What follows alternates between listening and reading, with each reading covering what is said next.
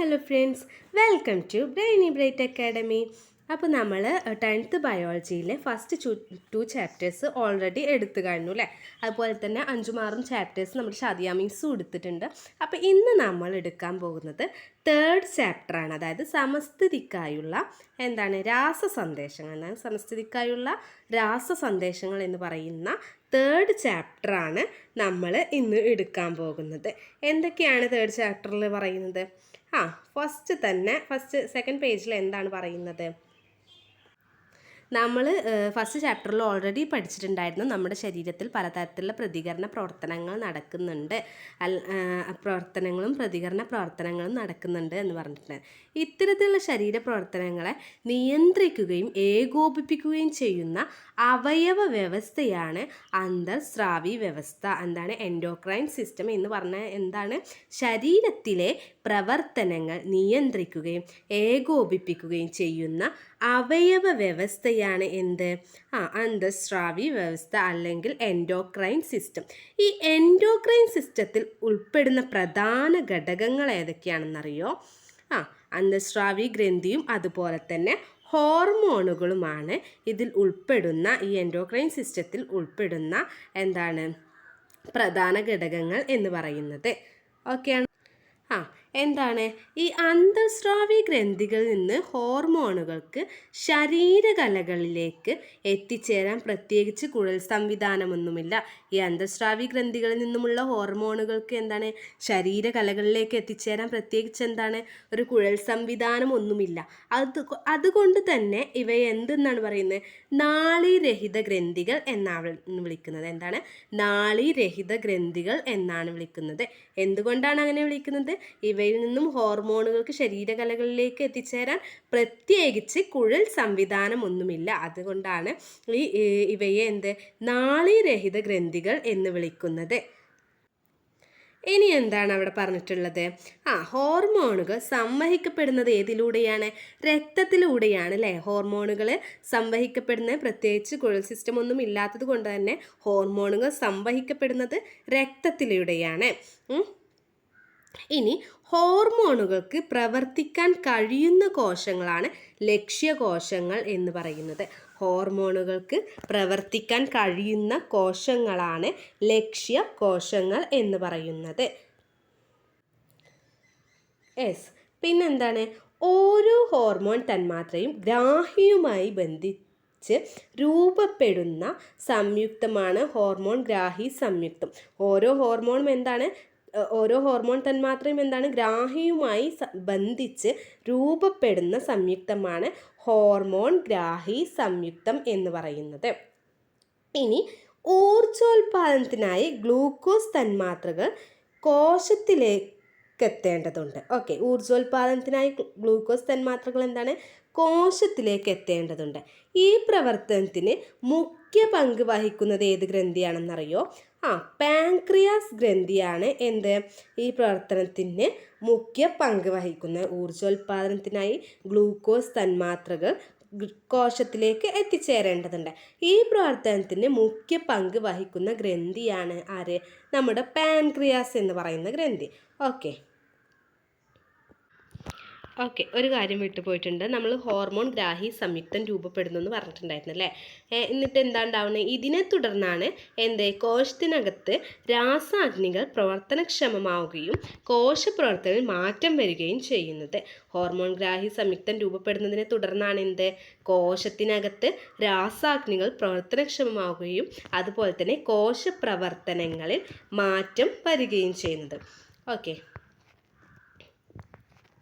നമ്മൾ പാൻക്രിയാസ് പഠിച്ചു.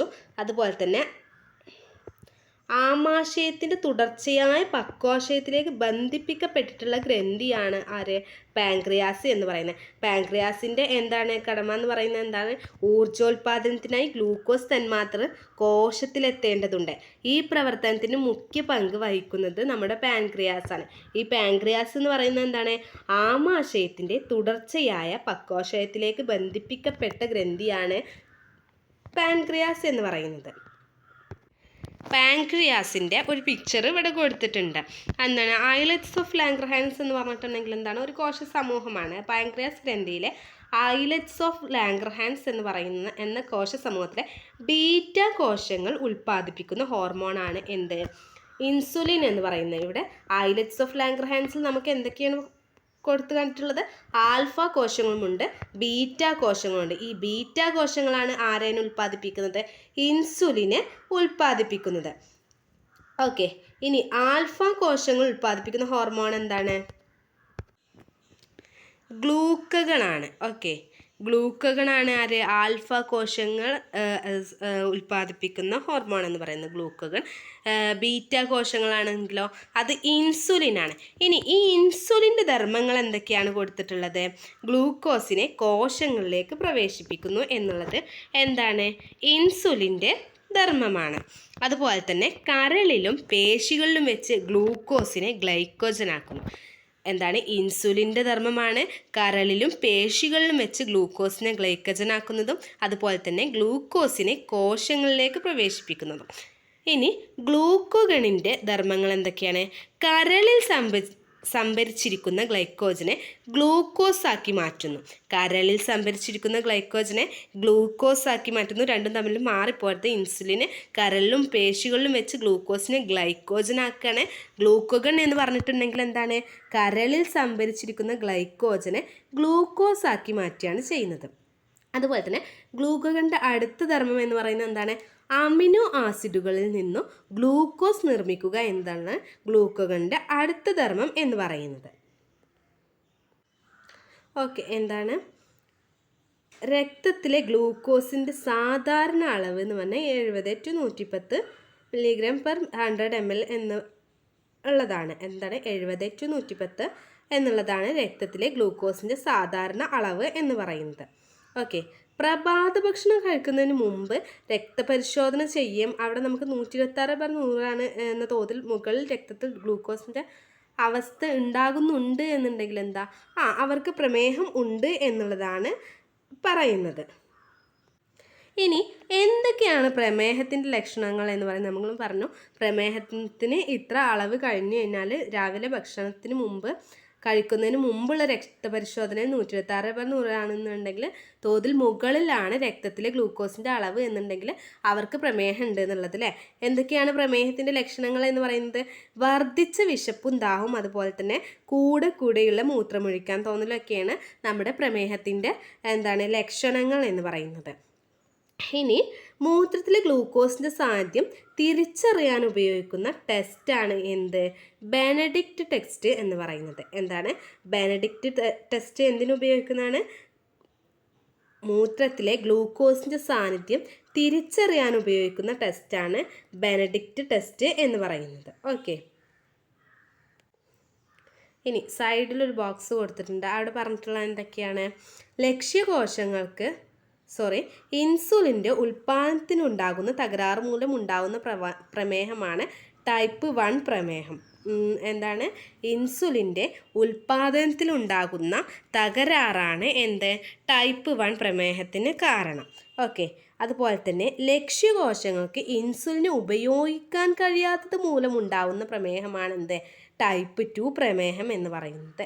എന്താണ്? ടൈപ്പ് 1 പ്രമേഹം എന്തായിരുന്നു? ഇൻസുലിൻ്റെ ഉൽപ്പാദനത്തിലുണ്ടാകുന്ന തകരാറ് മൂലം ഉണ്ടാകുന്ന പ്രമേഹമാണ് ടൈപ്പ് 1 പ്രമേഹം എന്ന് പറയുന്നത്. അതുപോലെ തന്നെ ലക്ഷ്യകോശങ്ങൾക്ക് ഇൻസുലിനെ ഉപയോഗിക്കാൻ കഴിയാത്തത് മൂലമുണ്ടാകുന്ന പ്രമേഹമാണ് ടൈപ്പ് 2 പ്രമേഹം എന്ന് പറയുന്നത്. ഓക്കെ, ഈ ടൈപ്പ് 2 പ്രമേഹത്തിന് കാരണങ്ങൾ എന്തൊക്കെയാണ്? പൊണ്ണത്തടി, അതുപോലെ തന്നെ ജീൻ തകരാറും ടൈപ്പ് 2 പ്രമേഹത്തിന് ഉദാഹരണങ്ങളാണ്. ഇനി ലോക പ്രമേഹ ദിനം എന്നാണ്? നവംബർ 14 അല്ലേ? നവംബർ 14 ലോക പ്രമേഹ ദിനം ആയിട്ട് അറിയപ്പെടുന്നത്. ഓക്കെ, നെക്സ്റ്റ് എന്താണ്? ലോക പ്രമേഹ ദിനത്തിൻ്റെ ലോഗോ എന്താണ്?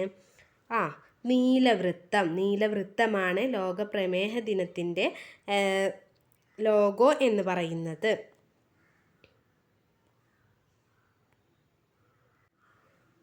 ഇനി നെക്സ്റ്റ് ടോപ്പിക് എന്താണ്? ശരീരത്തിൽ നടക്കുന്ന, അതായത് ഉപാപചയ നിയന്ത്രണം ആണ് നമ്മുടെ നെക്സ്റ്റ് ടോപ്പിക് എന്ന് പറയുന്നത്. ശരീരത്തിൽ നടക്കുന്ന നിർമ്മാണ ശിഥിലീകരണ പ്രവർത്തനങ്ങളെ പൊതുവെ എന്താണ് നമ്മൾ വിളിക്കുന്നത്? ഉപാപചയം എന്നാണ് നമ്മൾ വിളിക്കുന്നത്. ശരീരത്തിൽ നടക്കുന്ന നിർമ്മാണ ശിഥിലീകരണ പ്രവർത്തനങ്ങളെ പൊതുവെ വിളിക്കുന്നതാണ് ഉപാപചയം എന്ന് പറയുന്നത്. ഉപാപചയ പ്രവർത്തനങ്ങൾ നിയന്ത്രിക്കുന്ന മുഖ്യ അന്തഃസ്രാവി ഗ്രന്ഥി ഏതാണ്? തൈറോയിഡ് ഗ്രന്ഥിയാണ് എന്ത്? ഉപാപചയ പ്രവർത്തനങ്ങളെ നിയന്ത്രിക്കുന്ന മുഖ്യ അന്തഃസ്രാവി ഗ്രന്ഥി എന്ന് പറയുന്നത് എന്താണ്? തൈറോയിഡ് ഗ്രന്ഥിയാണ്. ഈ തൈറോയിഡ് ഗ്രന്ഥി ഉൽപ്പാദിപ്പിക്കുന്ന ഹോർമോണുകൾ ഏതൊക്കെയാണ്? തൈറോക്സിനും കാൽസിട്ടോണിനുമാണ് തൈറോയിഡ് ഗ്രന്ഥി ഉൽപ്പാദിപ്പിക്കുന്ന ഹോർമോണുകൾ എന്ന് പറയുന്നത്. ഇനി തൈറോയിഡ് ഗ്രന്ഥി ഉൽപ്പാദിപ്പിക്കുന്ന ഹോർമോണുകളെ കുറിച്ച് പറഞ്ഞു അല്ലേ? ഈ ഹോർമോണുകളുടെ ഏറ്റക്കുറച്ചിൽ കൊണ്ട് നമുക്കുണ്ടാവുന്നത് എന്തൊക്കെയാണെന്ന് നമുക്ക് നോക്കാം. ഓക്കെ, ഫസ്റ്റ് എന്താണ്? തൈറോക്സിൻ്റെ ധർമ്മങ്ങളെക്കുറിച്ച് നമുക്ക് പറയാം. ഓക്കെ, ഊർജോൽപാദനം വർദ്ധിപ്പിക്കുന്നു, അതുപോലെ തന്നെ എന്താണ്? ഉപാപചയ പ്രവർത്തനങ്ങളുടെ നിരക്ക് ഉയർത്തുന്നു, ഭ്രൂണാവസ്ഥയിലും ശൈശവാവസ്ഥയിലും മസ്തിഷ്ക വളർച്ചയും വികാസവും ത്വരിതപ്പെടുത്തുന്നതും ആരാണ്? നമ്മുടെ തൈറോക്സിനാണ്. അതുപോലെ തന്നെ കുട്ടികളിലെ ശരീര വളർച്ച നിയന്ത്രിക്കുന്നതും തൈറോക്സിൻ ആണ്. എന്തൊക്കെയാണ്? ഊർജോൽപാദനം വർദ്ധിപ്പിക്കുന്നു, ഉപാപചയ പ്രവർത്തനങ്ങളുടെ നിരക്ക് ഉയർത്തുന്നു, ഭ്രൂണാവസ്ഥയിലും ശൈശവാവസ്ഥയിലും മസ്തിഷ്ക വളർച്ചയും വികാസവും ത്വരിതപ്പെടുത്തുന്നു, അതുപോലെ തന്നെ കുട്ടികളിലെ ശരീര വളർച്ച നിയന്ത്രിക്കുന്നു.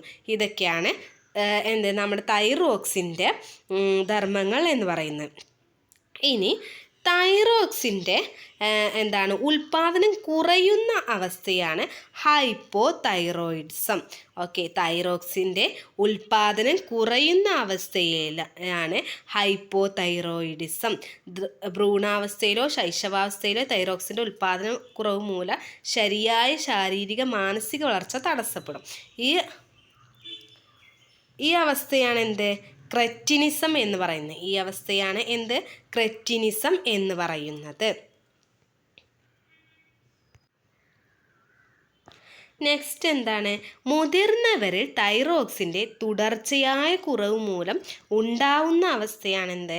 മിക്സെഡിമ എന്ന് പറയുന്നത്. മുതിർന്നവരിൽ തൈറോക്സിൻ്റെ തുടർച്ചയായ കുറവ് മൂലം ഉണ്ടാകുന്നതാണ് മിക്സെഡിമ എന്ന അവസ്ഥയ്ക്ക് കാരണമാകുന്നത്. ഓക്കെ, ഇനി നമ്മൾ ഓൾറെഡി പറഞ്ഞു എന്ത്?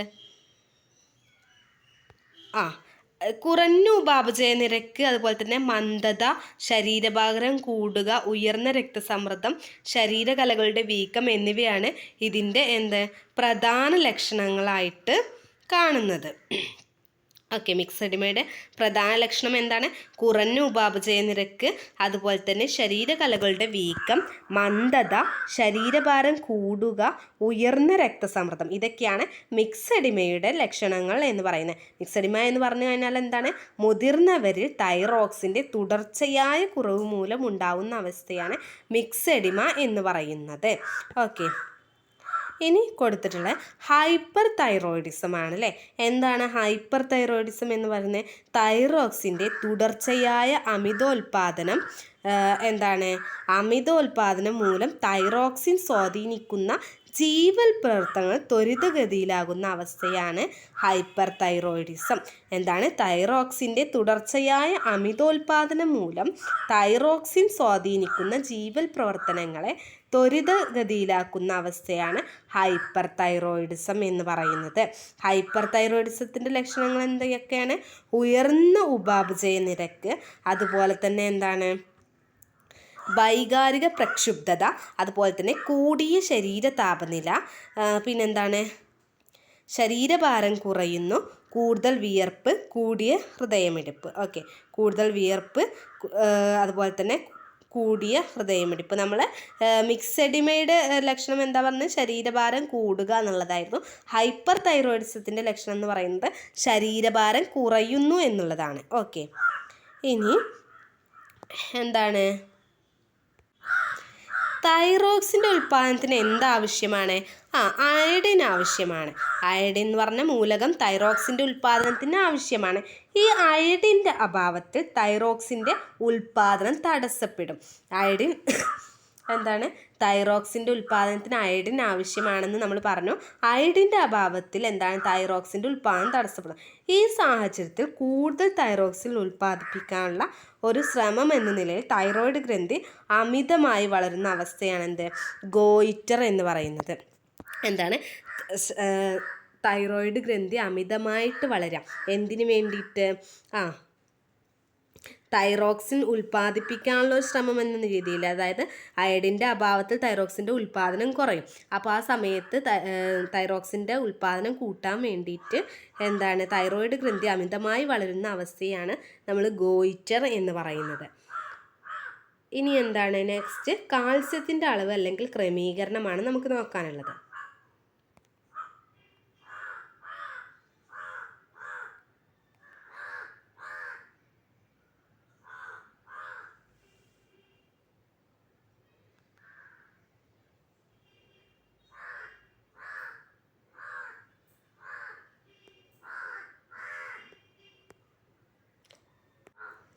രക്തത്തിൽ കാൽസ്യത്തിൻ്റെ സാധാരണ അളവ് എന്ന് പറയുന്നത് ഏതാണ്? കുറച്ച് സമയം വീഡിയോ പോസായിപ്പോയി അല്ലേ? ഓക്കെ. രക്തത്തിൽ കാൽസ്യത്തിൻ്റെ സാധാരണ അളവ് എന്ന് പറയുന്നത് 9:11. രക്തത്തിൽ കാൽസ്യത്തിൻ്റെ സാധാരണ അളവ് എന്ന് പറയുന്നത് 9:11. രക്തത്തിലെ കാൽസ്യത്തിൻ്റെ അളവ് വർദ്ധിക്കുമ്പോൾ തൈറോയ്ഡ് ഗ്രന്ഥി ഉൽപ്പാദിപ്പിക്കുന്ന ഹോർമോൺ ഏതാണ്? കാൽസിട്ടോണിനാണ്. കാൽസിട്ടോണിൻ എപ്പോഴാണ് തൈറോയ്ഡ് ഗ്രന്ഥി ഉൽപ്പാദിപ്പിക്കുക? രക്തത്തിൽ കാൽസ്യത്തിൻ്റെ അളവ് വർദ്ധിക്കുമ്പോഴാണ് കാൽസിട്ടോണിൻ എന്ന് പറയുന്ന ഹോർമോൺ ഉൽപ്പാദിപ്പിക്കുന്നത്. അതുപോലെ തന്നെ തൈറോയ്ഡ് ഗ്രന്ഥിയുടെ പിൻഭാഗത്തായി സ്ഥിതി ചെയ്യുന്ന പാരാതൈറോയ്ഡ് ഗ്രന്ഥി ഉൽപ്പാദിപ്പിക്കുന്ന ഹോർമോൺ ഏതാണ്? പാരാതോർമോൺ. ഓക്കെ. പാരാതോർമോൺ എന്ന് പറയുന്ന ഹോർമോണാണ് തൈറോയ്ഡ് ഗ്രന്ഥിയുടെ പിൻഭാഗത്തായി സ്ഥിതി ചെയ്യുന്ന പാരാതൈറോയ്ഡ് ഉൽപ്പാദിപ്പിക്കുന്ന ഹോർമോൺ പാരാതോർമോണാണ്. അതുപോലെ തന്നെ രക്തത്തിലെ കാൽസ്യത്തിൻ്റെ അളവ് വർദ്ധിപ്പിക്കുന്ന ഹോർമോൺ ആരാണ്? ഇതേ പാരാതോർമോണാണ്. ഓക്കെ. മാറലിന് പിന്നിലായി സ്ഥിതി ചെയ്യുന്ന അന്തഃസ്രാവി ഗ്രന്ഥി ഏതാണ്? തൈമസ് ആണ് മാറലിന് പിന്നിലായിട്ട് സ്ഥിതി ചെയ്യുന്ന അന്തഃസ്രാവി ഗ്രന്ഥി എന്ന് പറയുന്നത്. ഓക്കെ. തൈമസ് മാറലിന് പിന്നിലായി സ്ഥിതി ചെയ്യുന്ന അന്തഃസ്രാവി ഗ്രന്ഥിയാണ് തൈമസ് എന്ന് നമ്മൾ പറഞ്ഞു. തൈമസിൻ ഹോർമോൺ ഉൽപ്പാദിപ്പിക്കുന്ന ഗ്രന്ഥി അപ്പോൾ ഏതായിരിക്കും? തൈമസ് ആണല്ലേ. യുവത്വ ഹോർമോൺ എന്നറിയപ്പെടുന്ന ഹോർമോണാണ് നമ്മുടെ തൈമസ് എന്ന് പറയുന്നത്. ഇനി ശരീരത്തിൽ രോഗപ്രതിരോധ പ്രവർത്തനത്തെ സഹായിക്കുന്ന ടി ലിംഫോസൈറ്റുകളുടെ പാകപ്പെടലിനെയും പ്രവർത്തനത്തെയും നിയന്ത്രിക്കുക എന്നത് തൈമോസിൻ എന്ന ഹോർമോണിൻ്റെ ധർമ്മമാണ്. ഓക്കെ. ടി ലിംഫോസൈറ്റുകളുടെ പാകപ്പെടലിനെയും പ്രവർത്തനത്തെയും നിയന്ത്രിക്കുക എന്നത് ആരുടെ ധർമ്മമാണ്? തൈമോസിൻ എന്ന ഹോർമോണിൻ്റെ ധർമ്മമാണ്.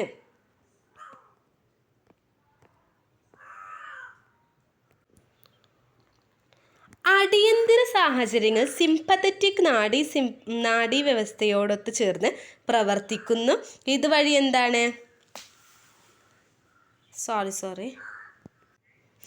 ഓക്കെ. അടിയന്തര ഘട്ടങ്ങളിൽ ശരീരത്തെ പ്രവർത്തന സജ്ജമാക്കുന്ന ഹോർമോണാണ് ശരീരത്തെ പ്രവർത്തന സജ്ജമാക്കുന്ന ഹോർമോൺ ഉൽപ്പാദിപ്പിക്കുന്ന ഗ്രന്ഥിയാണ് അഡ്രിനൽ ഗ്രന്ഥി എന്ന് പറയുന്നത്. അടിയന്തര ഘട്ടങ്ങളിൽ ശരീരത്തെ പ്രവർത്തന സജ്ജമാക്കുന്ന ഹോർമോൺ ഉൽപ്പാദിപ്പിക്കുന്ന ഗ്രന്ഥിയാണ് അഡ്രിനൽ ഗ്രന്ഥി എന്ന് പറയുന്നത്. അടിയന്തര സാഹചര്യങ്ങൾ സിംപത്തറ്റിക് നാഡീവ്യവസ്ഥയോടൊത്ത് ചേർന്ന് പ്രവർത്തിക്കുന്നുണ്ട് ഈ അഡ്രിനൽ ഗ്രന്ഥി എന്ന് പറയുന്നത്. ഇത്തരം സാഹചര്യങ്ങൾ പോരാട്ടം നിയന്ത്രിക്കാനോ പിന്തുടരാനോ കഴിയുന്നു. എന്തുകൊണ്ടാണ്? ഇതിന് സഹായിക്കുന്ന ഹോർമോണാണ് അഡ്രിനാലിൻ എന്ന് പറയുന്നത്. അഡ്രിനാലിൻ എന്ന് പറയുന്നത് അടിയന്തര സാഹചര്യങ്ങൾ നമുക്ക് പോരാടാനും അതുപോലെ തന്നെ പിന്തുടരാനും ഒക്കെ കഴിയാൻ വേണ്ടിയിട്ട് നമ്മുടെ ശരീരത്തിൽ ഉൽപ്പാദിപ്പിക്കുന്ന ഹോർമോൺ അഡ്രിനാലിൻ എന്ന് പറയുന്നത്. ഈ അഡ്രിനാലിൻ എന്ന് പറയുന്നത് തന്നെയാണ് എപ്പിനെഫ്രിൻ എന്ന് പറയുന്നത്. എപ്പിനെഫ്രിനോടൊപ്പം ചേർന്ന് പ്രവർത്തിക്കുന്ന ഹോർമോണാണ് ആര്? നോർ എപ്പിനെഫ്രിൻ എന്ന് പറയുന്നത്. നോർ എപ്പിനെഫ്രിൻ എന്ന് പറയുന്നതും അഡ്രിനാലിൻ അല്ലെങ്കിൽ എപ്പിനെഫ്രിനോടൊപ്പം ചേർന്ന് പ്രവർത്തിക്കുന്ന എന്താണ് ഹോർമോൺ തന്നെയാണ്. ഈ നോർ എപ്പിനെഫ്രിൻ്റെ മറ്റൊരു പേരാണ് എന്ത്? നോർ അഡ്രിനാലിൻ എന്ന് പറയുന്നത്. ഈ അഡ്രിനാലിനും അതുപോലെ തന്നെ നോർ അഡ്രിനാലിനും അല്ലെങ്കിൽ എന്താണ് എപ്പിനെഫ്രിൻ അല്ലെങ്കിൽ നോർ എപ്പിനെഫ്രിൻ ഇതൊക്കെ എവിടെ നിന്നാണ് ഉൽപ്പാദിപ്പിക്കുന്നത്? അഡ്രിനാൽ ഗ്രന്ഥിയുടെ ഉൾഭാഗമായ മെഡുല്ലയിൽ നിന്നുമാണ് ഇവയൊക്കെ ഉൽപ്പാദിപ്പിക്കുന്നത്. എപ്പിനെഫ്രിനും അതുപോലെ തന്നെ നോർ എപ്പിനെഫ്രിൻ എന്ന് പറയുന്ന ഹോർമോണുകളൊക്കെ ഉൽപ്പാദിപ്പിക്കുന്നത് എവിടെ നിന്നാണ്? അഡ്രിനൽ ഗ്രന്ഥിയുടെ ഉൾഭാഗമായ മെഡുല്ലയിൽ നിന്നാണ്. ഇനി പുറംഭാഗമായ കോർട്ടെക്സിൽ നിന്നും ഉൽപ്പാദിപ്പിക്കുന്ന ഹോർമോണുകൾ ഏതൊക്കെയാണ്? കോർട്ടിസോളും അതുപോലെ തന്നെ അൽഡോസ്റ്റിറോണും അതുപോലെ തന്നെ ലൈംഗിക ഹോർമോണുകളുമാണ്. ഓക്കെ ഇനി ഇവ ഓരോന്നിൻ്റെയും ധർമ്മം എന്താണ്? കോർട്ടിസോൾ എന്ന് പറഞ്ഞാൽ മാംസ്യം, കൊഴുപ്പ് എന്നിവയിൽ നിന്നുള്ള ഗ്ലൂക്കോസ് നിർമ്മാണം, പ്രതിരോധ കോശങ്ങളുടെ പ്രവർത്തനം മന്ദീഭവിപ്പിക്കൽ, അതുപോലെ തന്നെ ശരീരത്തിൽ വീക്കം, അലർജി എന്നിവ ഇല്ലാതാക്കലാണ് കോർട്ടിസോൾ. അതുപോലെ തന്നെ അൽഡോസ്റ്റിറോൺ എന്ന് പറഞ്ഞാൽ എന്താ? വൃക്കയിൽ പ്രവർത്തിച്ച് ശരീരത്തിലെ ലവണജല സന്തുലിതാവസ്ഥ നിലനിർത്തുന്നുണ്ട്. അൽഡോസ്റ്റിറോൺ എവിടെയാണ് പ്രവർത്തിക്കുന്നത്? വൃക്കയിൽ പ്രവർത്തിച്ച് ശരീരത്തിലെ ലവണജല സന്തുലിതാവസ്ഥ നിലനിർത്തുന്നു. അതുപോലെ തന്നെ രക്തസമ്മർദ്ദം ക്രമീകരിക്കുന്നതും ആരാണ്? അൽഡോസ്റ്റിറോൺ ആണ്. ഇനി എന്താണ്? ലൈംഗിക ഹോർമോണുകൾ. ലൈംഗിക വളർച്ചയും ധർമ്മങ്ങളെയും നിയന്ത്രിക്കുക എന്നുള്ളതാണ് ലൈംഗിക ഹോർമോണുകൾ ചെയ്യുന്നത്. ഈ ലൈംഗിക വളർച്ചയും ധർമ്മങ്ങളെയും നിയന്ത്രിക്കുന്ന ലൈംഗിക ഹോർമോൺ ഉൽപ്പാദിപ്പിക്കുന്നത് എവിടെയാണ്? അഡ്രിനൽ ഗ്രന്ഥിയിൽ വെച്ചിട്ടാണ്. ഇനി എന്താണ്? ജൈവ ഘടികാരം കൊടുത്തിട്ടുണ്ടല്ലേ. എന്താണ് ജൈവ ഘടികാരം എന്ന് നോക്കാം. ഇനി താളാത്മകമായ ശാരീരിക പ്രവർത്തനത്തിന് ഉദാഹരണമാണ് എന്ത്? ഉറക്കവും ഉണരലും. ഇത്തരം പ്രവർത്തനങ്ങൾ നിയന്ത്രിക്കുന്ന മസ്തിഷ്കത്തിൻ്റെ മധ്യഭാഗത്തായി കാണപ്പെടുന്ന ഗ്രന്ഥി ഏതാണ്? പൈനിയൽ ഗ്രന്ഥിയാണ്.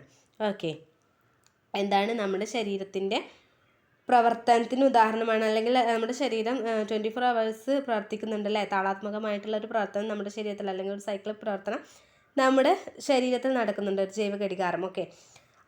അതിൻ്റെ ഉറക്കവും ഉണരലൊക്കെ ഉണ്ടല്ലേ. അതിന് ഉദാഹരണമായിട്ട് ഇത്തരം പ്രവർത്തനങ്ങൾ നിയന്ത്രിക്കുന്ന മസ്തിഷ്കത്തിൻ്റെ മധ്യഭാഗത്തായി കാണപ്പെടുന്ന ഗ്രന്ഥിയാണേത്? പൈനിയൽ ഗ്രന്ഥി എന്ന് പറയുന്നത്. ദൈനംദിന പ്രവർത്തനങ്ങളുടെ താളക്രമം പാലിക്കുന്നതിന് സഹായിക്കുന്ന ഹോർമോൺ ഏതാണ്? മെലാട്ടോണിൻ. എന്താണ്? ദൈനംദിന പ്രവർത്തനങ്ങളുടെ താളക്രമം പാലിക്കുന്നതിന് സഹായിക്കുന്ന ഹോർമോണാണ് ആര്? നമ്മുടെ മെലാട്ടോണിൻ എന്ന് പറയുന്നത്. ഇനി ഈ മെലാട്ടോണിൻ്റെ ഉൽപ്പാദനം രാത്രികാലങ്ങളിൽ കൂടുതലും അതുപോലെ തന്നെ എന്താണ്? പകൽ സമയത്ത് കുറവും ആയിരിക്കും. എന്താണ്? രാത്രികാലങ്ങളിൽ എന്താണ്? മെലാട്ടോണിൻ്റെ ഉൽപ്പാദനം കൂടുതലും അതുപോലെ തന്നെ പകൽ സമയത്ത് അത് കുറവും ആയിരിക്കും. ഇനി എന്താണ്? കൃത്യസമയത്ത് പ്രജനന കാലഘട്ടമുള്ള ജീവികൾ ലൈംഗിക പ്രവർത്തനങ്ങൾ നിയന്ത്രിക്കുന്ന ഹോർമോൺ കൂടിയാണ് ആര്? മെലാട്ടോണിൻ എന്ന് പറയുന്നത്. എന്താണ്? കൃത്യമായ പ്രജനന കാലഘട്ടമുള്ള ജീവികളിൽ എന്താണ്? ലൈംഗിക പ്രവർത്തനങ്ങൾ നിയന്ത്രിക്കുന്ന ഹോർമോൺ കൂടിയാണ് നമ്മുടെ മെലാട്ടോണിൻ എന്ന് പറയുന്ന ഹോർമോൺ. നെക്സ്റ്റ് എന്താണ്? ഹോർമോൺ നിയന്ത്രണത്തിൽ നടക്കുന്ന പ്രവർത്തനമാണ് നമ്മുടെ ശരീര വളർച്ച എന്ന് പറയുന്നത്. വളർച്ചയ്ക്ക് പിന്നിൽ ഹോർമോൺ ഉൽപ്പാദിപ്പിക്കുന്ന ഗ്രന്ഥി ആരാണ്? നമ്മുടെ ശരീര വളർച്ച എന്ന് പറയുന്നത് ഓരോ ഹോർമോണിൻ്റെയും നിയന്ത്രണത്തിൽ നടക്കുന്ന പ്രവർത്തനമാണ് നമ്മുടെ ശരീര വളർച്ച എന്ന് പറയുന്നത്. ഈ വളർച്ചയ്ക്ക് സഹായിക്കുന്ന ഹോർമോൺ ഏതാണ്? ഹോർമോൺ ഉൽപ്പാദിപ്പിക്കുന്ന ഗ്രന്ഥി ഏതാണ്? പിറ്റ്യൂട്ടറി ഗ്രന്ഥിയാണ് എന്ത്? വളർച്ചയ്ക്ക് സഹായിക്കുന്ന ഹോർമോൺ ഉൽപ്പാദിപ്പിക്കുന്ന ഗ്രന്ഥി. ഇനി എന്താണ്? വളർച്ചാഘട്ടത്തിൽ വളർച്ചയെ ത്വരിതപ്പെടുത്തുന്ന ഹോർമോണാണ് സൊമാറ്റോട്രോപ്പിൻ. അതുപോലെ തന്നെ വളർച്ചയുടെ ഘട്ടത്തിൽ സൊമാറ്റോട്രോപ്പിൻ്റെ ഉൽപ്പാദനം കൂടിയാൽ അമിതമായിട്ട് ശരീര വളർച്ച ഉണ്ടാവില്ലേ. അപ്പോൾ എന്താണ്? ആ അവസ്ഥയെ നമ്മൾ എന്താ പറയുക? ഭീമാകാരത്വം. അമിതമായിട്ട് ശരീരം വളർന്നാൽ ഒരു വലിയ ആജാനുബാഹു മനുഷ്യനാവില്ലേ. അപ്പോൾ അതിന് നമ്മൾ പറയുന്ന പേരാണ് ഭീമാകാരത്വം.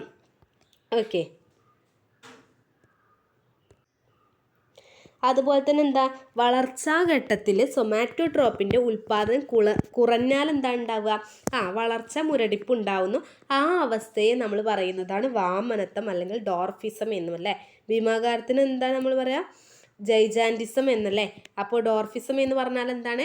വളർച്ചാഘട്ടത്തിൽ സൊമാറ്റോട്രോപ്പിൻ്റെ ഉൽപ്പാദനം കുറഞ്ഞാൽ എന്താണ്? വളർച്ച മുരടിച്ചു പോവും. അവസ്ഥയെ നമ്മൾ പറയുന്നതാണ് വാമനത്വം അല്ലെങ്കിൽ ഡോർഫിസം എന്ന് പറയുന്നത് അല്ലേ. അപ്പോൾ അക്രോമെഗാലി എന്ന് പറയുന്നത് എന്താണ്? വളർച്ചാഘട്ടത്തിന് ശേഷം സൊമാറ്റോട്രോപ്പിൻ്റെ അമിതമായ ഉൽപ്പാദനം മൂലം മുഖം, താടിയെല്ല്, അതുപോലെ തന്നെ വിരലുകൾ എന്നിവിടങ്ങളിലൊക്കെ എന്താണ്? അസ്ഥികൾ വളരുന്ന ഒരു സാഹചര്യം ഉണ്ടാവും. ഈ അവസ്ഥയാണ് എന്ത്? അക്രോമെഗാലി എന്ന് പറയുന്നത്. അക്രോമെഗാലി ബാധിച്ച ഒരു മനുഷ്യനാട് കാണിക്കുന്നില്ലേ? മുഖം, താടിയെല്ല്, അതുപോലെ തന്നെ വിരലുകളൊക്കെ എന്താണ്? എന്നിവിടങ്ങളിലൊക്കെ അസ്ഥികൾ വളരുന്ന സാഹചര്യം ഉണ്ടാവും. ആ അവസ്ഥയാണ് അക്രോമെഗാലി എന്ന് നമ്മൾ പറയുന്നത്. ഓക്കെ, നമ്മൾ പിറ്റ്യൂട്ടറി ഗ്രന്ഥി കണ്ടു അല്ലേ? ഇവിടെ പിക്ചറിൽ നമ്മൾ കണ്ടിട്ടുണ്ടായിരുന്നു അല്ലേ? പിറ്റ്യൂട്ടറി ഗ്രന്ഥി അതിൻ്റെ മുൻതളം മറ്റ് അന്തസ്രാവി ഗ്രന്ഥികളുടെ പ്രവർത്തനത്തെ ഉത്തേജിപ്പിക്കുന്നതിന് വേണ്ടിയിട്ട് എന്താണ്? ഉൽപ്പാദിപ്പിക്കുന്ന ഒരു ഹോർമോണുണ്ട്. ഏത് ഹോർമോണാണ്? ട്രോപ്പിക് ഹോർമോണാണ്. ഇനി പിറ്റ്യൂട്ടറി ഗ്രന്ഥിയുടെ മുൻതളം ഉൽപ്പാദിപ്പിക്കുന്ന കുറച്ച് ഹോർമോണുകളും എന്താണ്? അവയുടെ ധർമ്മങ്ങളും ഇവിടെ കൊടുത്തിട്ടുണ്ട്. ഓക്കെ, തൈറോയിഡ് സ്റ്റിമുലേറ്റിംഗ് ഹോർമോൺ, അതായത് TSH, തൈറോയിഡ് സ്റ്റിമുലേറ്റിംഗ് ഹോർമോൺ. അതിൻ്റെ ധർമ്മം എന്താണ്? തൈറോയിഡ് ഗ്രന്ഥിയുടെ പ്രവർത്തനത്തെ ഉത്തേജിപ്പിക്കുക എന്നുള്ളതാണ് TSHൻ്റെ ധർമ്മം എന്ന് പറയുന്നത്. അടുത്ത ഹോർമോൺ ഏതാണ്? ACTH. എന്താണ്? Adreno cortico tropic hormone. Adrenal ഗ്രന്ഥിയുടെ കോർട്ടെക്സിൻ്റെ പ്രവർത്തനത്തെ ഉത്തേജിപ്പിക്കുന്നു. ആ ഹോർമോണിൻ്റെ പേരിൽ തന്നെ ഉണ്ട് അല്ലേ? അതിൻ്റെ ധർമ്മത്തിൻ്റെ പകുതി ഭാഗം അഡ്രിനൽ ഗ്രന്ഥിയുടെ കോർട്ടെക്സിൻ്റെ, അഡ്രിനോ കോർട്ടിക്കോ, അഡ്രിനൽ ഗ്രന്ഥിയുടെ കോർട്ടെക്സിൻ്റെ പ്രവർത്തനത്തെ ഉത്തേജിപ്പിക്കുന്നു. ഇനി നെക്സ്റ്റ് ഹോർമോൺ ഏതാണ്? ഗൊണാഡോട്രോപ്പിക് ഹോർമോൺ, അതായത് GTH. പുരുഷന്മാരിൽ വൃഷണങ്ങളുടെ പ്രവർത്തനം, സ്ത്രീകളിൽ അണ്ഡാശയങ്ങളുടെ പ്രവർത്തനം എന്നിവ ഉത്തേജിപ്പിക്കുന്നു എന്നുള്ളതാണ് GTHൻ്റെ ധർമ്മം എന്ന് പറയുന്നത്. ഈ നെക്സ്റ്റ് എന്താണ്? വളർച്ചാ ഹോർമോൺ, അതായത് സൊമാറ്റോട്രോപ്പിൻ. സൊമാറ്റോട്രോപ്പിൻ നമ്മൾ ഓൾറെഡി ഇവർക്ക് പറഞ്ഞിട്ടുണ്ടായിരുന്നു. ശരീരത്തിൻ്റെ വളർച്ച ത്വരിതപ്പെടുത്തുന്നതിനാണ് സൊമാറ്റോട്രോപ്പിൻ എന്ന ഹോർമോൺ സഹായിക്കുന്നത്. ഇതിൻ്റെ ഇത് കൂടിയാൽ എന്താണ്? ഭീമാകാരത്വവും കുറഞ്ഞു കഴിഞ്ഞാൽ എന്താണ്? വാമനത്വം അല്ലെങ്കിൽ ഡോർഫിസം അല്ലേ ഉണ്ടാവും എന്ന് നമ്മൾ പറഞ്ഞിട്ടുണ്ടായിരുന്നു. ഈ നെക്സ്റ്റ് ഹോർമോൺ ഏതാണ്? പ്രോലാക്റ്റിൻ. പിറ്റ്യൂട്ടറി ഗ്രന്ഥിയുടെ മുൻതളത്തിൽ ഉൽപ്പാദിപ്പിക്കുന്ന നെക്സ്റ്റ് ഹോർമോൺ ഏതാണ്? പ്രോലാക്റ്റിൻ എന്ന് പറയുന്നതാണ്. അതെന്തിനു ഉപയോഗിക്കുന്നതാണ്? മുലപ്പാൽ ഉൽപ്പാദനം. ഈ ലാക്ടോജൻ എന്നൊക്കെ പറഞ്ഞിട്ട് നമ്മൾ മരുന്ന് ഇല്ലേ കുട്ടികൾക്ക് കലക്കി കൊടുക്കണം, അത് ആലോചിച്ചാൽ മതി കേട്ടോ. ലാക്ടോ എന്ന് പറഞ്ഞിട്ട് ചെറിയ പാലുണ്ടല്ലോ, അത് ആലോചിച്ചാൽ മതി. അപ്പോൾ കിട്ടും പ്രോലാക്റ്റിൻ. അപ്പോൾ മുലപ്പാൽ ഉൽപ്പാദനം. ഓക്കെ, അപ്പോൾ അത് കിട്ടിയില്ലേ? ഇനി എന്താണ്? പിറ്റ്യൂട്ടറി ഗ്രന്ഥിയുടെ പിന്തളത്തിൽ നിന്ന് സ്രവിക്കുന്ന കുറച്ച് ഹോർമോണുകളുടെ. ഇപ്പോൾ മുൻതളത്തിൽ നിന്ന് സ്രവിക്കുന്ന ഹോർമോണുകളെ കുറിച്ചിട്ടാണ് നമ്മൾ ഓൾറെഡി പറഞ്ഞിട്ടുണ്ടായിരുന്നത്. ഇനി എന്താണ്? പിറ്റ്യൂട്ടറി ഗ്രന്ഥിയുടെ പിന്തളത്തിൽ നിന്ന് സ്രവിക്കുന്ന കുറച്ച് ഹോർമോണുകളുണ്ട്. ഏതൊക്കെയാണ്? ഓക്സിറ്റോസിനും അതുപോലെ തന്നെ വാസോപ്രസിനുമാണ് ആ ഹോർമോണുകൾ. ഇനി എന്താണ്? ഓക്സിറ്റോസിൻ്റെ ധർമ്മം എന്താണ്? ഓക്സിറ്റോസിൻ ഗർഭാശയത്തിലെ മിനുസപേശികൾ സങ്കോചിപ്പിച്ച് പ്രസവം സുഗമമാക്കും. അതുപോലെ തന്നെ മുലപ്പാൽ ചുരത്താൻ സഹായിക്കുന്നതും ആരാണ്? ഓക്സിറ്റോസിൻ എന്ന് പറയുന്ന ഈ ഹോർമോണാണ്. ഇനി വാസോപ്രസിൻ അല്ലെങ്കിൽ anti diuretic hormone, ADH. Vasopressin അല്ലെങ്കിൽ ആൻറ്റി ഡയൂററ്റിക് ഹോർമോൺ എന്ന് പറയുന്നത് വൃക്കയിൽ ജലത്തിൻ്റെ പുനരാകിരണത്തിന് സഹായിക്കുന്നതാണ് വാസോപ്രസിൻ അഥവാ ആൻറ്റി ഡയൂററ്റിക് ഹോർമോൺ എന്ന് പറയുന്നത്. ഓക്കെ, ഇനി ഈ ഓക്സിറ്റോസിനും വാസോപ്രസിനും എന്താണ്? നമ്മൾ പിറ്റ്യൂട്ടറി ഗ്രന്ഥിയുടെ പിന്തളത്തിൽ നിന്നും സ്രവിക്കുന്ന ഹോർമോണുകളാണെന്ന് പറഞ്ഞല്ലേ. ഇവ ഉൽപ്പാദിപ്പിക്കുന്ന ഭാഗം ഏതാണ്? ഹൈപ്പോതലാമസിൽ പ്രത്യേക നാഡീകോശങ്ങളാണ് ഇവ ഉൽപ്പാദിപ്പിക്കുന്നത്. ഓക്കെ, എന്താണ്? രക്തത്തിൽ ജലത്തിൻ്റെ അളവ് ക്രമീകരിക്കുന്നതിൽ വാസോപ്രസിൻ്റെ ആ ഒരു ഇൻഫ്ലുവൻസ് ആണ് അവിടെ കൊടുത്തിട്ടുള്ളത്. ഇനി എന്താണ്? വേനൽക്കാലത്ത് വാസോപ്രസിൻ്റെ ഇതെങ്ങനെയായിരിക്കും? ഉൽപ്പാദനം എങ്ങനെയായിരിക്കും? കൂടുതലായിരിക്കും. അതുപോലെ തന്നെ മഴക്കാലത്തും തണുപ്പ് കാലത്തും വാസോപ്രസിൻ്റെ ഉൽപ്പാദനം എങ്ങനെയായിരിക്കും? കുറവും ആയിരിക്കും. ഈ വാസോപ്രസിൻ്റെ ഉൽപ്പാദനം കുറയുമ്പോൾ വൃക്കയിൽ ജലത്തിൻ്റെ പുനരാകിരണം കുറയുകയും കൂടിയ അളവിൽ മൂത്രം പുറന്തള്ളുകയും ചെയ്യുന്നുണ്ട്. വാസോപ്രസിൻ്റെ ഉൽപ്പാദനം കുറയുമ്പോൾ എന്താണ്? വൃക്കയിൽ ജലത്തിൻ്റെ പുനരാകിരണം കുറയുകയും കൂടിയ അളവിൽ മൂത്രം പുറന്തള്ളപ്പെടുകയും ചെയ്യുന്ന അവസ്ഥയാണ് ഡയബറ്റിസ് ഇൻസിപ്പിഡസ് എന്ന് പറയുന്നത്. നമ്മൾ പറഞ്ഞു മഴക്കാലത്ത് എന്താണ് വാസോപ്രസിൻ്റെ ഉൽപ്പാദനം കുറവായിരിക്കുന്നു അല്ലേ. മഴക്കാലത്തല്ലേ നമുക്ക് കൂടുതലായിട്ട് മൂത്രം ഒഴിക്കാനുണ്ടാവുക, നല്ല തണുപ്പ് സമയമാകുമ്പോൾ. അപ്പോൾ അങ്ങനെ ആലോചിച്ചാൽ മതി കേട്ടോ. വാസോപ്രസിൻ്റെ ഉൽപ്പാദനം കുറയുമ്പോൾ വൃക്കയിൽ എന്താണ് പുനരാകിരണം കുറയുകയും ജലത്തിൻ്റെ പുനരാകിരണം കുറയുകയും അതുപോലെ തന്നെ കൂടിയ അളവിൽ മൂത്രം പുറന്തള്ളപ്പെടുകയും ചെയ്യുന്നു. ആ അവസ്ഥയെയാണ് നമ്മൾ എന്ത് പറയുന്നത്, ഡയബറ്റിസ് ഇൻസിപ്പിഡസ് എന്ന് പറയുന്നത്. ഇനി ഡയബറ്റിസ് ഇൻസിപ്പിഡസിൻ്റെ ലക്ഷണങ്ങൾ എന്തൊക്കെയാണ്? കൂടെയുള്ള മൂത്രവിസർജനം അതുപോലെ തന്നെ കൂടിയ ദാഹമൊക്കെയാണ് എന്ത് ഡയബറ്റിസ് ഇൻസിപ്പിഡസിൻ്റെ ലക്ഷണങ്ങൾ എന്ന് പറയുന്നത്. ഇനി ലൈംഗിക സവിശേഷതയ്ക്ക് പിന്നിൽ എന്നുള്ള ഭാഗത്തേക്ക് കടക്കാം നമുക്ക്. ദ്വിതീയ ലൈംഗിക സവിശേഷതകൾ, അതായത് ശബ്ദമാറ്റം, രോമവളർച്ച, ലൈംഗിക വളർച്ച, ബീജോൽപാദനം എന്നിവയുടെ നിയന്ത്രണം നടക്കുന്ന ഹോർമോൺ ഏതാണ്? ടെസ്റ്റോസ്റ്റിറോൺ ആണ്. ഏതാണ്? ടെസ്റ്റോസ്റ്റിറോൺ ആണ് ദ്വിതീയ ലൈംഗിക സവിശേഷതകൾ. അതുപോലെ തന്നെ ബീജോൽപാദനം എന്നിവയുടെ നിയന്ത്രണം നടക്കുന്ന ഹോർമോൺ ഏതാണ്? ടെസ്റ്റോസ്റ്റിറോൺ ആണ്. ഓക്കെ. ഇനി ദ്വിതീയ ലൈംഗിക സവിശേഷതകൾ അണ്ഡോൽപാദനം, ആർത്തവചക്രം എന്നിവയുടെ നിയന്ത്രണം നടത്തുന്ന ഹോർമോണുകൾ ഏതൊക്കെയാണ്? ഹോർമോൺ ഏതാണ്? ഈസ്ട്രോജൻ ആണ്. അപ്പോൾ ടെസ്റ്റോസ്റ്റിറോൺ എന്ന് പറയുന്നത് എന്തൊക്കെയാണ്? ബീജോൽപാദനം, അതുപോലെ തന്നെ ശബ്ദമാറ്റം, രോമവളർച്ച, അതുപോലെ തന്നെ ലൈംഗിക വളർച്ച, ഇവയൊക്കെ നിയന്ത്രിക്കുന്നത് ഏത് ഹോർമോണാണ്? ടെസ്റ്റോസ്റ്റിറോൺ. ഇനി അണ്ഡോൽപാദനം അതുപോലെ തന്നെ ആർത്തവ ചക്രം എന്നിവയുടെ നിയന്ത്രണം നടത്തുന്ന ഹോർമോണാണ് ഏതെന്ന് പറയുന്നത്? ഈസ്ട്രജൻ എന്ന് പറയുന്നത്.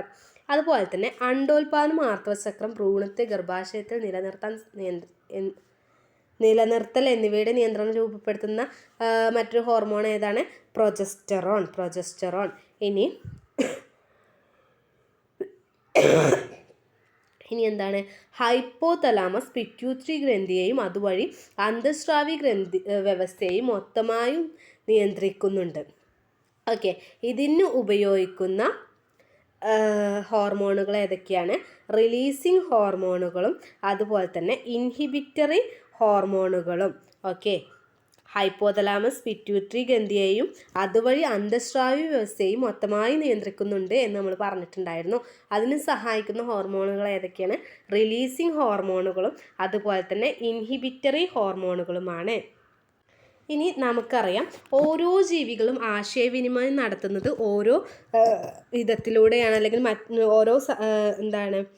ഓരോ സംവിധാനങ്ങളിലൂടെയാണ്. ഒരാൾ ആശയവിനിമയം നടത്തുന്ന അതേ ഉപാധിയല്ല മറ്റൊരു ജീവിക്ക്. ഓക്കെ.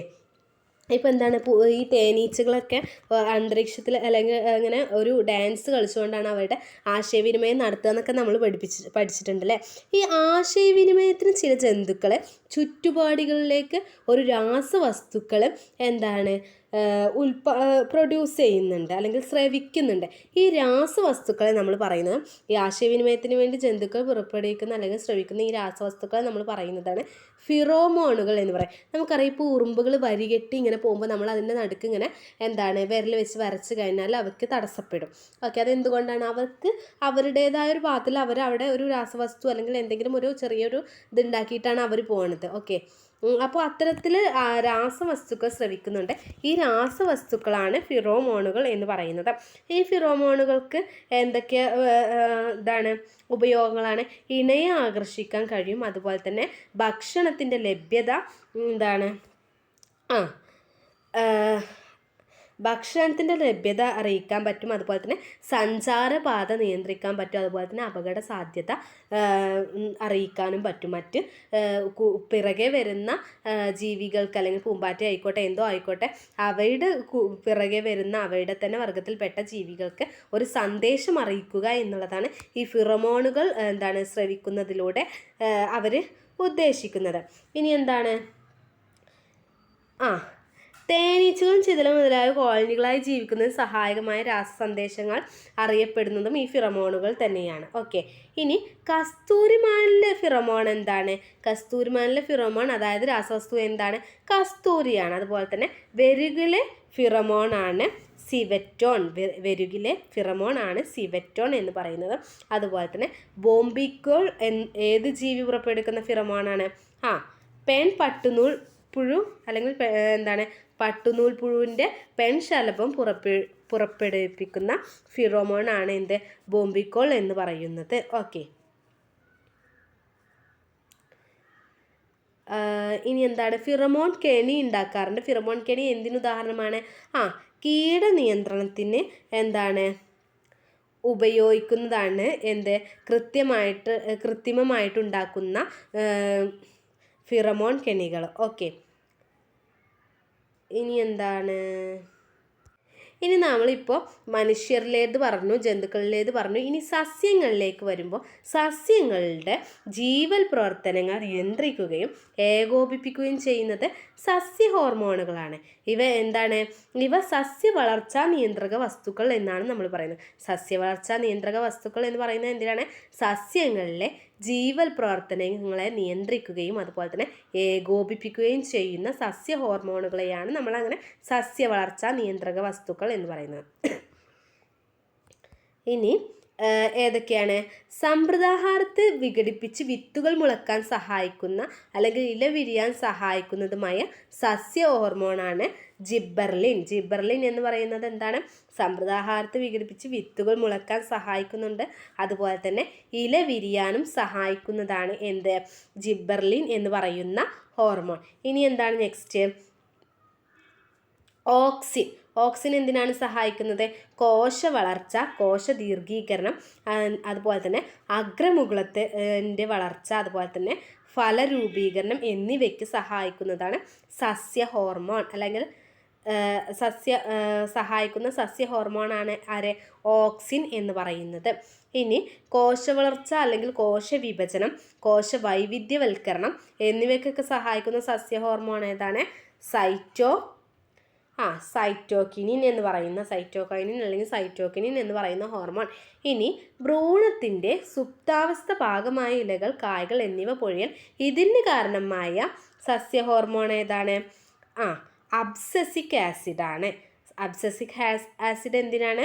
ഭ്രൂണത്തിൻ്റെ സുപ്താവസ്ഥ അല്ലെങ്കിൽ പാകമായ ഇലകൾ, കായ്കൾ എന്നിവ പൊഴിയൽ എന്നിവക്ക് കാരണമാകുന്ന സസ്യ ഹോർമോണാണ് അബ്സസിക് ആസിഡ്. അതുപോലെ തന്നെ എഥിലിൻ എന്ന് പറയുന്നത് എന്താണ്? വാതക രൂപത്തിലുള്ള ഒരേ ഒരു സസ്യ ഹോർമോണാണ് നമ്മുടെ എഥിലിൻ എന്ന് പറയുന്നത്. ഇവ എന്തിനാണ്? ഇലകളും ഫലങ്ങളും പാകമാകൽ, കൂടിയ അളവിലായ ഇലകളും പഴങ്ങളും പൊഴിയൽ, ഇതിനൊക്കെയാണ് എഥിലിൻ ഉപയോഗിക്കുന്നത്. എഥിലിൻ എന്ന് പറയുന്നത് വാതക രൂപത്തിലുള്ള ഒരേ ഒരു സസ്യ ഹോർമോണാണ്. ഇനി എന്താണ്?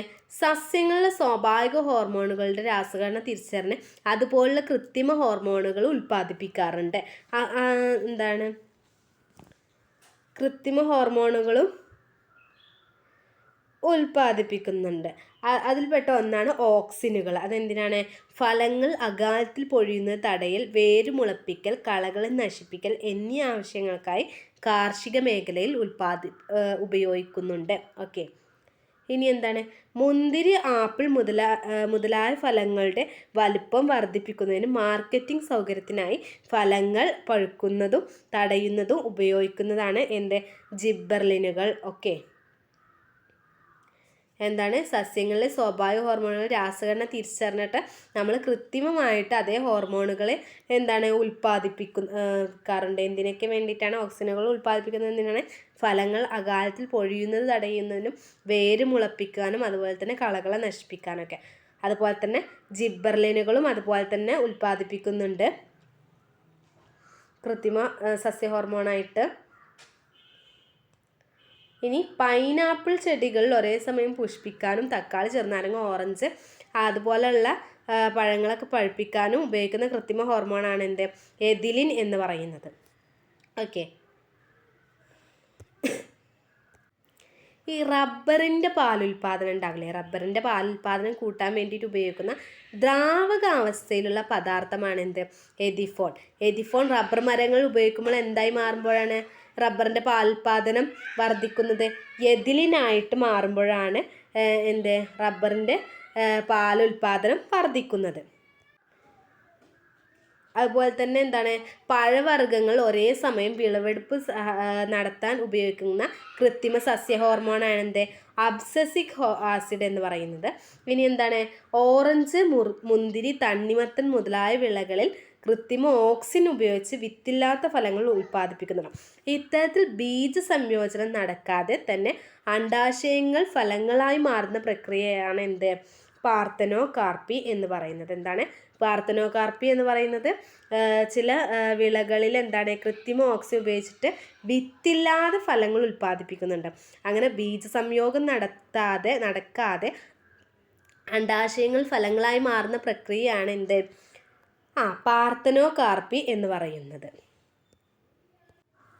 ഇനി എന്തൊക്കെയാണ് കൊടുത്തിട്ടുള്ളത്? ഫലങ്ങൾ അകാലത്തിൽ പൊഴിയുന്നത് തടയാനും വേര് മുളപ്പിക്കാനും 2,4-D കളനാശിനിയും ഉപയോഗിക്കുന്ന കൃത്രിമ ഓക്സിനുകളാണ് ഏതൊക്കെ? NAA അതുപോലെ തന്നെ IBM എന്ന് പറയുന്നത്. കൃത്രിമ ഓക്സിനുകളാണ് ഏതൊക്കെ? NAA അതുപോലെ തന്നെ IBM എന്ന് പറയുന്നത്. ഓക്കെ, ശരീരപ്രവർത്തനങ്ങളുടെ സമസ്ഥിതി നിലനിർത്തുന്ന രാസസന്ദേശങ്ങൾ ഏതാണ്? ഹോർമോണുകളല്ലേ? ഓക്കെ, ഇനി എന്താണ്? ശരീരത്തിൽ എന്താണ്? ശാരീരിക പ്രവർത്തനങ്ങളുടെ സമസ്ഥിതി നിലനിർത്തുന്ന രാസസന്ദേശങ്ങളാണ് ഈ ഹോർമോണുകൾ എന്ന് പറയുന്നത് നമ്മൾ പറഞ്ഞു അല്ലേ. ഇനി ചാപ്റ്റർ അവസാനിക്കുകയാണ്. ഇനി ഇതിൽ പ്രത്യേകിച്ച് ഒന്നും പറയുന്നില്ല. നമ്മൾ പറഞ്ഞു ജന്തുക്കൾ നാഡീവ്യവസ്ഥയുടെയും അന്തസ്രാവി വ്യവസ്ഥയുടെയും ഒത്തുചേർന്നുള്ള പ്രവർത്തനം എന്താണ്? ആന്തര സമസ്ഥിതി എന്നാണ് അറിയപ്പെടുന്നത്. ഓക്കെ, ഇനി ചാപ്റ്റർ കംപ്ലീറ്റ് ആയി. അപ്പോൾ നമ്മുടെ ബയോളജിയിൽ 3rd ചാപ്റ്ററും കംപ്ലീറ്റ് ആയിട്ടുണ്ട്. ഇനി നെക്സ്റ്റ് നമുക്ക് 4th ചാപ്റ്ററിലോട്ട് അടുത്ത ക്ലാസ്സിൽ കടക്കാം. അപ്പോൾ ഗുഡ് ലക്ക്. അപ്പോൾ നമുക്കിനി നെക്സ്റ്റ് ക്ലാസ്സിൽ കാണാം 4th ചാപ്റ്ററുമായിട്ട്. Thank you for watching us.